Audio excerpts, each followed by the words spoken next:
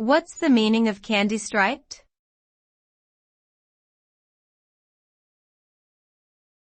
Candy striped.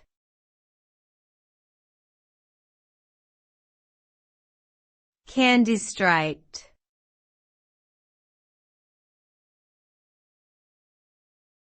Candy striped.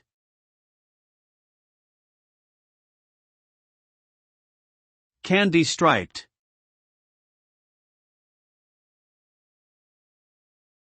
Candy striped is an adjective used to describe a pattern or design that resembles the stripes found on candy canes.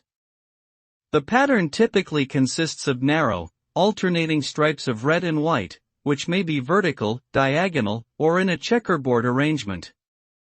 The term candy striped can be applied to many different objects, such as clothing, wallpaper, or packaging. It is often used to create a playful or festive look, especially during the holiday season. Overall, candy striped connotes a cheerful, light-hearted aesthetic that can brighten up any setting.